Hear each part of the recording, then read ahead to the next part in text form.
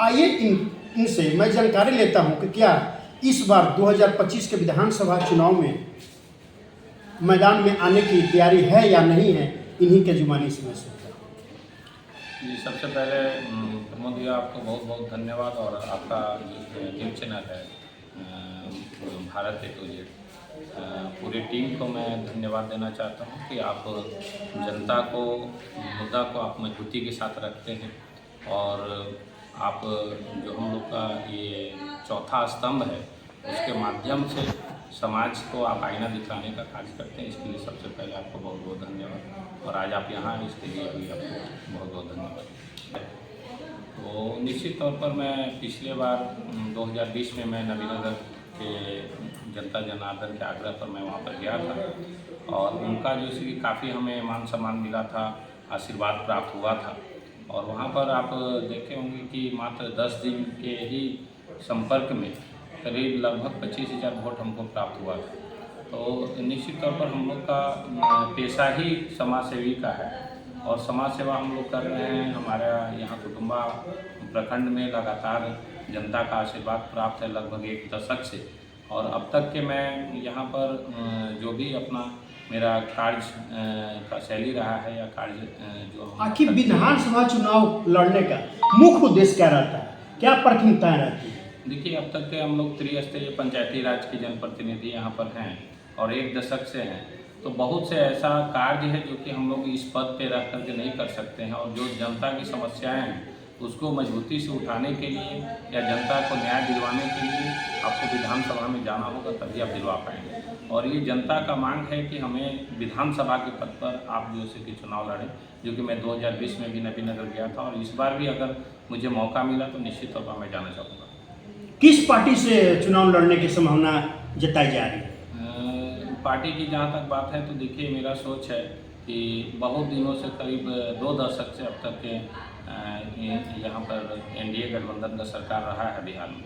लेकिन इसके बावजूद भी बहुत से सेक्टर में अभी आप देख रहे हैं कि जिस तरीके से लगातार बिहार में आपका क्राइम बढ़ा है, लगातार बेरोजगारी का दर बढ़ते जा रहा है। ये बहुत सारी ऐसे मुद्दाएँ हैं जिसको देख करके हम चाहते हैं कि युवा के हाथ में कमान जाना चाहिए और मेरा दिली इच्छा है कि इस बार तेजस्वी जी की सरकार बने बिहार में। तो निश्चित तौर पर अगर मुझे मौका मिलेगा तो मैं इंडिया गठबंधन से किसी भी दल से मैं चुनाव लड़ना चाहूँगा। अभी आप किस पार्टी के सदस्य हैं? जी, अभी मैं स्वतंत्र होकर के मैं अभी कार्य कर रहा हूँ, जनता के बीच में जा रहा हूँ। और जहाँ तक विधानसभा की बात है तो मैं चाहूँगा कि आरजेडी के साथ में जुड़ूँ और आरजेडी के साथ में जुड़ करके इस बार कार्य करूँ ताकि जनता का सरकार आ सके। आप युवा हैं, युवा होने के नाते युवाओं के लिए, खास करके युवाओं के रोजगार के लिए क्या कदम उठाएंगे? देखिए, सबसे पहले तो इस औरंगाबाद ज़िला में आप देख रहे हैं ज्वलंत मुद्दा है मेडिकल कॉलेज का। यहाँ पर अभी तक आप देख रहे हैं कि इस ज़िले की आबादी जो है 20 से 25 लाख की है और इसके बावजूद भी आप देख रहे हैं कि युवा यहाँ से जो पढ़ाई उनको मिलना चाहिए वो नहीं मिल पा रहा है, चूँकि उनको एक यूनिवर्सिटी भी इस ज़िले में नहीं है। और मैं चाहता हूँ कि इस औरंगाबाद ज़िला में सबसे मेरा पहला प्राथमिकता होगा कि यहाँ पर जो यूनिवर्सिटी बनाया जाए और इसके बाद में यहाँ पर चूँकि जितना भी स्टेट अब तक गवर्नमेंट कहीं भी अगर डेवलप किया है तो वहाँ पर आप देखे होंगे कि रोजगार का साधन होना चाहिए और ये तभी संभव है जब तक कि हम लोग यहाँ पर सिडकुल स्थापित नहीं करेंगे, इंडस्ट्रियल एरिया स्थापित नहीं करेंगे। तो मेरा पहला प्राथमिकता होगा कि यहाँ पर एक यूनिवर्सिटी स्थापित किया जाए, मेडिकल कॉलेज को खुलवाया जाए, यहाँ पर जो है इंडस्ट्रियल एरिया स्थापित करवाया जाए ज़िले में, ताकि पूरे ज़िले के लोगों को रोजगार मिलेगा और हमारा क्षेत्र डेवलप करेगा। मेडिकल कॉलेज पर आपने बोला कि निर्माण होना जरूरी है, तो 3-3.5 महीने पहले मुख्यमंत्री का आगमन हुआ था औरंगाबाद जिले में। तो आगमन के दौरान ही मेडिकल कॉलेज की स्थापना को लेकर उन्होंने घोषणा किया था और एक ट्रॉमा सेंटर भी बनाने का घोषणा किया था। लेकिन इसी बीच पाताल गंगा में बनने का उन्होंने शिलान्यास भी कर चुका था। लेकिन इसी बीच पाताल गंगा से उन्नाव बनकर जमहोर के स्थित दुधैला पंचायत में मेडिकल कॉलेज बनाने का चर्चा जोरों पर है और एनडीए महागठबंधन नेताओं में आपस में घमासान मची हुई है।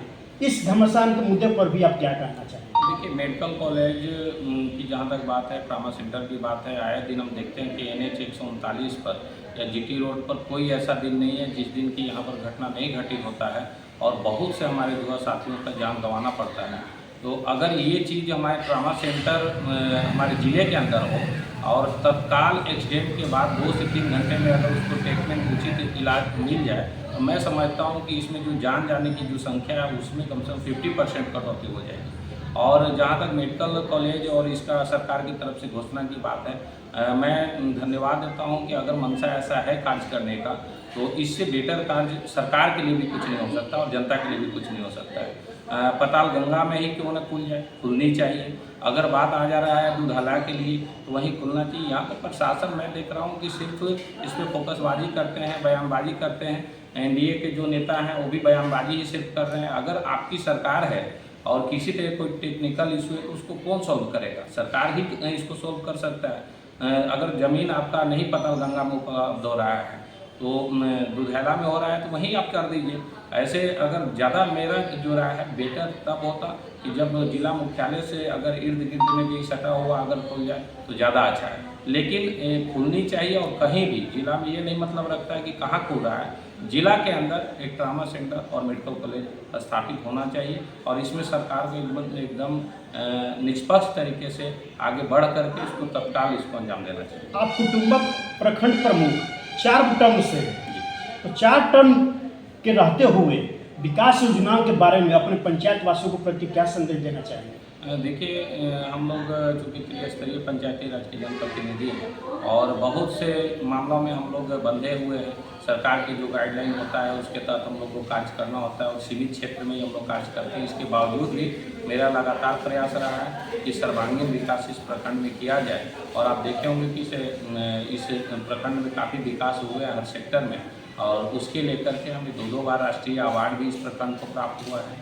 अभी नीति आयोग के द्वारा जो आकांक्षी प्रखंड के रूप में चयन किया गया था, जो हम लोग को टास्क दिया गया था कार्य करने का, उसमें भी हमने बेहतर किया है, जिसके बदौलत फिर से एक बार हम लोग को गोल्ड मेडल प्राप्त हुआ है। तो लगातार हम लोग प्रयास करते रहते हैं। खुद में पंचायत समिति का मद हो, ग्राम पंचायत का हो, हम लोग ये देखते हैं कि जनहित में जो योजना है अति आवश्यक उसको हम लोग धरातल में उतारने का कार्य करते हैं। आप भारत के राष्ट्रपति से पुरस्कार भी प्राप्त किए हैं, तो यह पुरस्कार किस योजना के तहत आपको प्राप्त हुआ? लेकिन किसी भी पंचायत में बेहतर कार्य करने के लिए तो एक इकाई हमारा पंचायत समिति है जो कि दीनदयाल उपाध्याय पंचायत सशक्तिकरण पुरस्कार के रूप में हमें प्राप्त हुआ था बेहतर कार्य करने को लेकर के। और ये पूरे देश भर से चयन होते हैं ग्राम पंचायत या पंचायत समिति, तो उसमें हमारा प्रखंड चयन हुआ था और 18-19 और 19-20 में ये 2 बार मुझे राष्ट्रीय अवार्ड प्राप्त हुआ। कुटुंबा विधानसभा में शिक्षा, स्वास्थ्य, कृषि के क्षेत्र में अभी तक आपके द्वारा क्या योगदान है और आने वाले दिन में अगर जनता आपको कुटुंबा विधानसभा से सेवा करने का अवसर प्रदान करती है तो क्या योगदान है? क्योंकि कुटुंबा विधानसभा की जहाँ तक बात है कि ये तो बात की चीज़ है, क्योंकि अभी यहाँ पर SC/ST का रिजर्वेशन है और यहाँ पर चूँकि हम लोग अति पिछड़ा से बिलोंग करते हैं, चंद्रवंशी कास्ट से आते हैं, तो यहाँ तो चुनाव लड़ ही नहीं सकते हैं।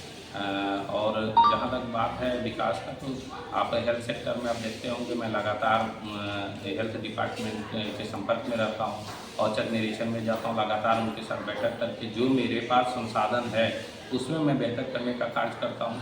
अभी आप देखे होंगे 6 हॉस्पिटल का भवन जो नहीं था, मैं खुद एक दिन में पहल करके और सारे जमीन उपलब्ध करवा करके उसकी स्वीकृति दिलाया था और आज सब बन करके तैयार है। हमारे यहाँ अभाव है डॉक्टरों की, क्योंकि सरकार के द्वारा नहीं दिया गया। मैं लगातार इसके लिए मांग करते रहता हूँ। शिक्षा की बात जहाँ तक आपको बताएं तो 3 दर्जन विद्यालय को हमने यहाँ पर मॉडल स्कूल के रूप में स्थापित सबसे पहले यहाँ पर मैंने किया था। उसके बाद जिले में कई जगह भी लोग अपनाने लगे और आज भी अदर प्रखंड से बेहतर स्थिति मेरे यहाँ शिक्षा का विद्यालयों का है और शिक्षा का स्तर काफ़ी बेहतर है। इसके लिए मैं आशा तो आप प्राइवेट विद्यालय भी यहाँ पर देखेंगे कि सभी जगहों से जैसे ज़्यादा यहाँ खुला हुआ है और एक गुणवत्तापूर्ण जो शिक्षा मिलना चाहिए हमारे प्रखंड में लोगों को मिल रहा है। कृषि की जहाँ तक बात आपने उठाया तो कृषि सेक्टर में आप देख रहे हैं कि हमारा इस यहाँ पर कुटुम्बा प्रखंड में सबसे पहले स्ट्रॉबेरी का खेती स्टार्ट किया गया, जो कि बड़े पैमाने पर आज भी किया जा रहा है। बगल में अमरूद का बागान जैसे कि आपका डुमरी पंचायत में लगाया गया है। इधर कई जगहों पर बैर का प्लांटेशन किया गया है। तो यहाँ पर बहुत अच्छा ऑप्शन भी है और यहाँ के किसान भाई काफ़ी मेहनत करते हैं और इसकी बदौलत जैसे कि एक यहाँ पर कृषि में के सेक्टर में भी हम लोग बेहतर कर रहे हैं। लेकिन बहुत कुछ और भी किया जाना है, जिसके लिए हम लोग प्रयासरत हैं। और जैसे यहाँ पर कोल्ड स्टोरेज की आवश्यकता है, तो वो चूँकि बड़ा बजट से कार्य हो सकता है, तो मैं कृषि विभाग या सरकार से, बिहार सरकार से मैं मांग करता हूँ कि यहाँ पर कुटुम्बा प्रखंड में कोल्ड स्टोरेज का भी अगर व्यवस्था कर दिया जाए, जिससे कि किसान भाइयों का फसल बर्बाद न हो और यहाँ पर उसका लाभ भी उठा सकते हैं। तो क्या आने वाले विधानसभा चुनाव में कुटुम्बा विधानसभा को छोड़कर कहीं अन्य जगह से आपको चुनाव लड़ने का ऑफर प्राप्त होती है, तो क्या आप लड़ेंगे?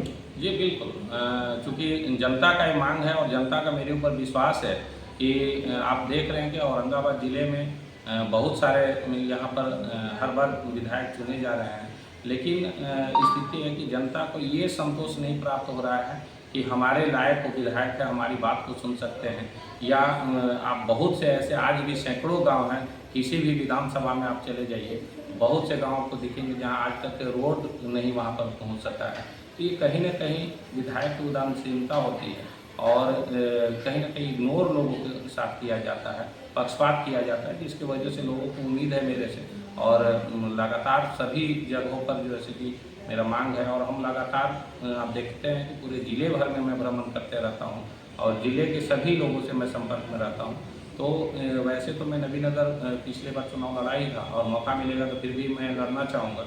और नबीनगर ही नहीं, अगर औरंगाबाद ज़िले के अन्य किसी भी विधानसभा में अगर पार्टी हमें उचित समझती है और भेजते हैं कि आप जाइए वहाँ चुनाव लड़िए, तो निश्चित तौर पर मैं किसी विधानसभा में चुनाव लड़ूँगा। चुनाव के मुद्दे पर अंतिम में अपने पूरे 6 विधानसभा वासियों के प्रति क्या संदेश देना चाहिए? देखिए, मैं एक ही संदेश देना चाहूँगा आपके चैनल के माध्यम से कि ये जो चुनाव है, ये चुनाव कोई जनप्रतिनिधियों का चुनाव नहीं है, बल्कि जनता की चुनाव है और तमाम जनता अपने भविष्य के लिए एक मत का प्रयोग करने जाएंगे। तो अगले 5 साल के लिए आप इस मत का प्रयोग करने जा रहे हैं, इसलिए बहुत सोच समझ करके जो सबसे बेस्ट आपके पास में उम्मीदवार बन करके आते हैं, जो आपकी बात को सुन सकते हैं, आप जिनके तक पहुंच रखते हैं और जिन पर आपकी भरोसा है, उन्हीं को आप मत का प्रयोग करें। किसी बहकावे में आकर के या किसी प्रलोभन में आकर के इस बार आप मत का प्रयोग न करें, बल्कि अपने और अपने बच्चे के भविष्य के लिए आप बहुत गंभीरतापूर्वक विचार करके इस पर मत का प्रयोग करें। चुनावी मुद्दे पर हमारे साथ प्रमुख साहब धर्मेंद्र जी थे, तो हमारे चैनल से जुड़ने के लिए इनको बहुत बहुत धन्यवाद।